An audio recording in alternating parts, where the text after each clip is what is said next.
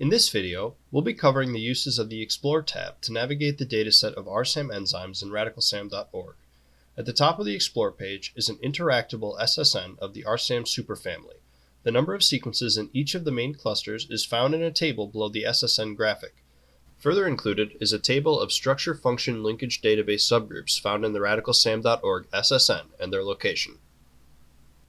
The first 5 clusters in the SSN are denoted megaclusters, due to their containing multiple different classes of RSAM enzyme at the alignment score used to generate the main network. This can be demonstrated by clicking on Mega 1 on the Explore page, which brings us to a page breaking down the contents of Megacluster 1. Here we can see that Megacluster 1 is composed of several different types of radicalsam enzyme, most notably the spasm domain containing RSAMs, which populate a significant portion of Megacluster 1-1. We can further click on Megacluster 1-1 and access its page in radicalsam.org. Megacluster 1-1, due to its size and diversity, offers a particular challenge for bioinformatic analysis. For this reason, you can access a list of networks of Megacluster 1-1 at increasing alignment scores on the page. As we click through these AS values, we can see the network updating below. Furthermore, the largest subcluster of Megacluster 1-1 can be accessed and downloaded at each of these alignment scores. Going back to the main page, let's look into how more advanced information for each cluster in radicalsam.org can be accessed. If we click on Cluster 8, we can see the associated graphic for that cluster. This is the cluster containing lipoyl synthases. Underneath the graphic is a row of tabs offering additional information on the cluster.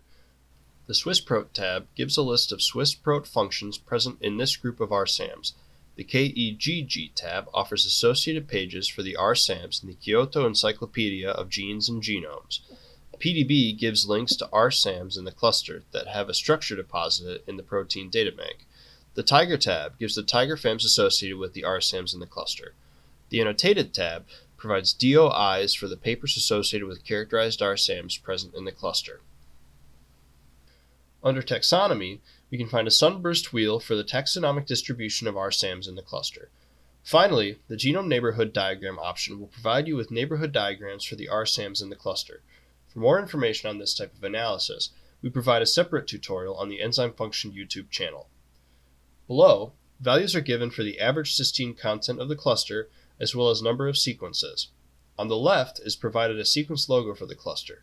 On the right are 3 length histograms for the cluster generated using UniProt, UniRef90, and UniRef50. Below the length histograms, we have a section of files available for download.